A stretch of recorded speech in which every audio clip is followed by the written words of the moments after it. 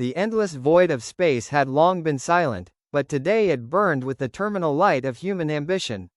Earth's flagship super-dreadnought, the Indomitable, hung like a jagged obsidian fortress against the backdrop of a distant, swirling nebula, its power grids humming at absolute maximum capacity.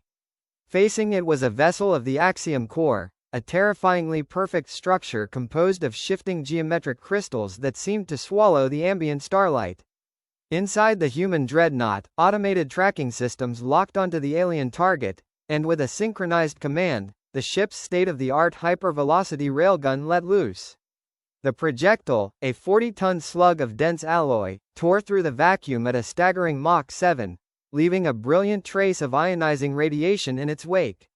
On the command bridges of the human fleet, holographic telemetry screens tracked the slug's flawless arc, every officer holding their breath as victory seemed a fraction of a second away. Yet, inside the crystalline matrix of the alien ship, there was no panic, no frantic movement, and no fear. A cold, synthetic collective consciousness evaluated the incoming threat in a microsecond, broadcasting a quiet, mathematical pronouncement across their internal network. Kinetic vector identified. Mass: 40 tons. Velocity: Mach 7. Thermal output: predictable. Shifting barrier frequency now. Before the human slug could make contact with the alien hull, a geometric grid of iridescent energy flickered into existence. The 40-ton projectile did not shatter the ship, nor did it even dent its pristine surface. Instead, upon striking the barrier, the immense kinetic energy was instantly absorbed, neutralized, and dispersed into harmless cosmic dust. Deep beneath the rocky crust of North America, buried under miles of solid granite, the atmosphere within Earth's last command bunker was thick with the scent of ozone and stagnant air. General Vance stood before the primary tactical map, his face pale and illuminated by the harsh, failing glow of the planetary defense matrix. He watched in breathless horror as the signal for the Indomitable flickered violently once, twice, and then vanished entirely from the tracking grid, erased by a blindingly fast plasma counter-strike from the Axiom fleet. "That's the third fleet this morning," Vance whispered, his voice cracking slightly as his fingers pressed against the edges of the metallic console to steady his trembling hands. Around him, the room was filled with the finest military strategists, physicists, and algorithmic engineers humanity had to offer, yet all of them sat in stunned, paralyzed silence. Every missile barrage they had coordinated, every advanced railgun battery they had unleashed, and every experimental plasma torpedo had been neutralized with the exact same effortless efficiency. It was a systematic execution devoid of passion or malice. The Axiom core was not merely fighting the human resistance, they were solving it like a basic equation, adapting to every technological variable before the humans could even finalize the order to fire. The realizing weight of their complete tactical irrelevance settled over the room like a physical hammer, leaving Earth's defenders entirely out of answers and out of time. Standing slightly apart from the rows of immaculate uniforms and polished metals was Chief Engineer Knox, a graying, grease-stained veteran who looked like a relic of an older, industrial era.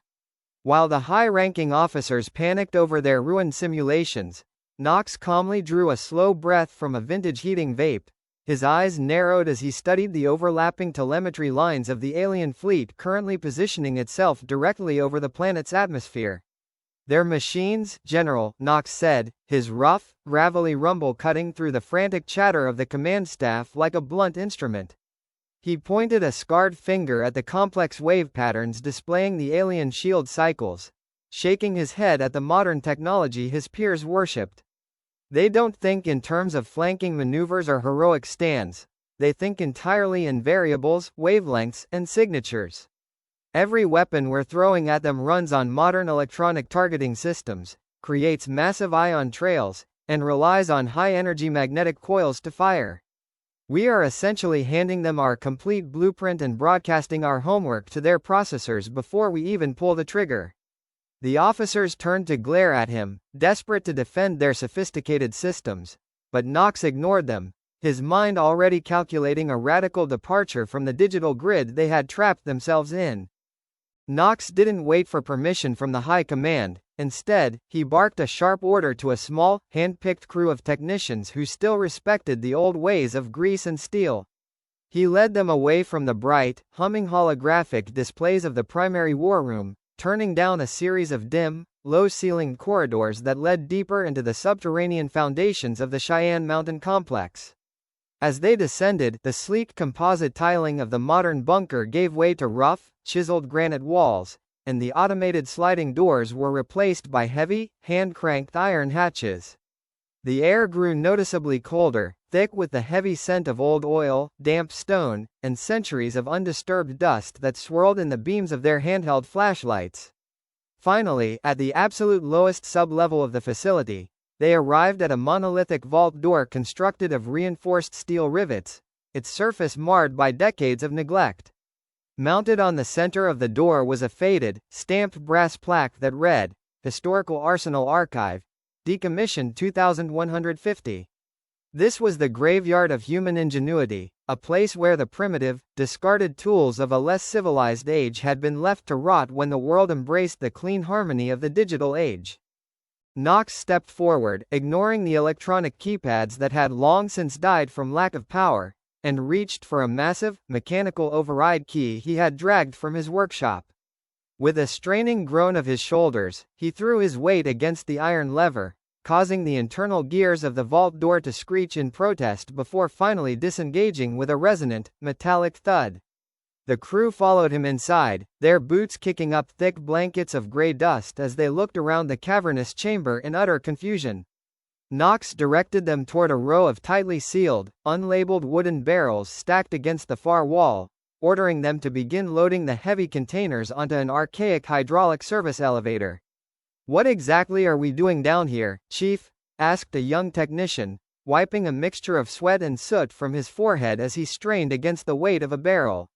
"The Axiom fleet is finalizing their orbital coordinates right above our heads, and if we don't get back upstairs to retrofit the digital plasma shields, we won't survive the next hour." Knox paused, looking at the young man with a grim, steady intensity. "The plasma shields run on a predictable digital frequency," Knox replied coldly.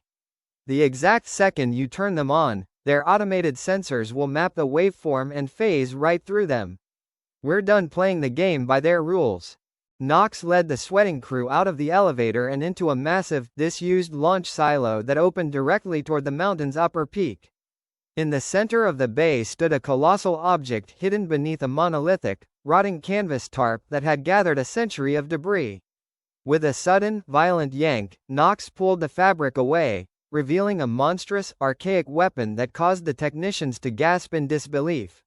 A triple-barrel, 16-inch naval cannon, painstakingly salvaged from an ancient 20th-century museum battleship and preserved only as a historical curiosity.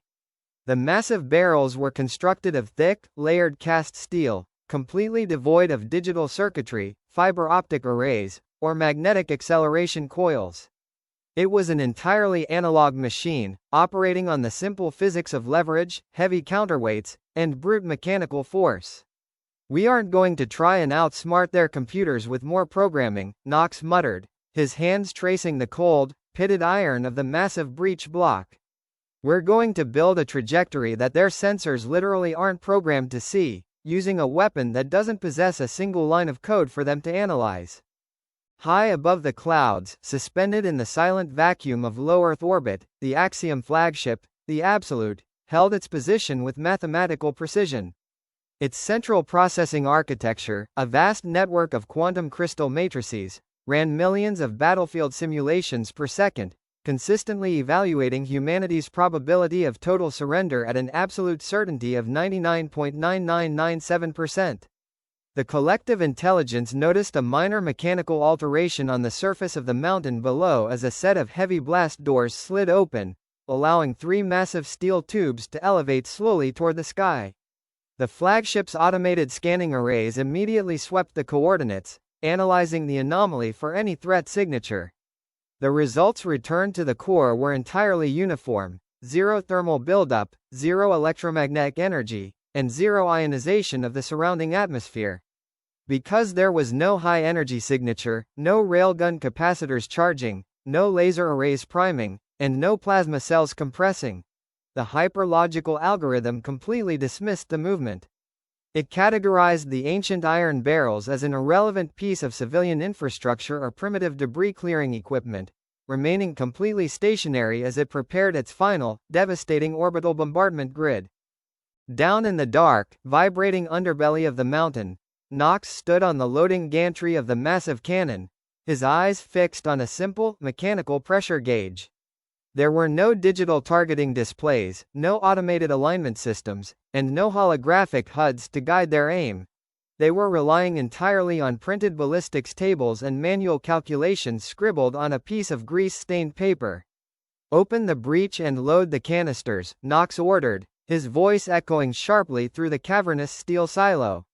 The technicians worked frantically, dumping heavy bags of a coarse, dark, sulfurous powder into the massive opening of the center barrel, followed by a solid, unguided cylinder of dense, forged tungsten. General Vance, having tracked Knox down to the forgotten subdeck, looked at the crude, archaic operation in absolute horror. "Knox, this is complete madness," Vance shouted over the grinding of the manual gears. "There's no targeting computer connected to this thing, no stabilization matrix, and no tracking link. How do you expect to hit a target in low orbit without a digital trajectory?" Knox offered a grim, defiant smile as he secured the heavy steel breech block with a massive wrench. "We don't have a trajectory," Knox said quietly. "We're aiming by eye through a manual sight. And that is exactly why they won't see it coming."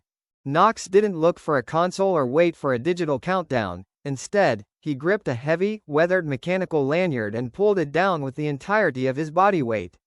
Boom! A deafening, violent chemical roar shook the very foundations of the Cheyenne Mountain complex, a sound far more primal and destructive than the clean whine of a railgun. A massive, billowing cloud of thick, black sulfurous smoke erupted from the mountain peak, blinding the orbital surveillance satellites with a curtain of heavy particulate matter. The multi-ton tungsten slug was launched into the upper atmosphere, propelled entirely by the rapid expansion of unguided chemical gases. Inside the command bridge of the Absolute, a sudden, unprecedented emergency alarm began to glitch across the crystalline displays.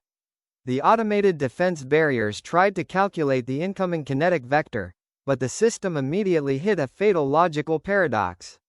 There was no magnetic field to track the object's acceleration, no electronic guidance signal to jam or override, and the chaotic, uneven burning of the ancient powder created a fluctuating, imperfect velocity that changed by fractions of a meter every second. To a computer built entirely on perfect linear mathematics, the incoming object was an algorithmic impossibility. The automated alien shields cycled frantically through millions of frequencies per millisecond, searching desperately for an energy signature that simply did not exist, until the central display flashed a terminal error. Error. Insufficient data trace. Recalculating. Before the system could resolve the paradox, the solid tungsten cylinder slammed directly through the unshielded bow of the Absolute. It tore through the hyper-dense processing core like a brick through glass, instantly shattering the centralized synchronization network that controlled the entire fleet. Down in the subterranean bunker, the military brass watched in breathless silence as the alien flagship fractured, its crystalline hull splitting apart into a cascade of burning debris that rained down into the upper atmosphere. Knox calmly stepped away from the smoking cannon, using a rag to wipe a layer of black soot from his jumpsuit before tossing a small, heavy glass jar onto the tactical table in front of the general. Inside the jar was nothing but a coarse, dark powder that smelled heavily of sulfur and charcoal. "They mapped every wave, every particle, and every laser in the known galaxy," Knox said, looking out at the clearing sky. "But they forgot the most basic rule of human history. You can't outthink an enemy that decides to fight you with exploding dirt." Make sure to like and subscribe.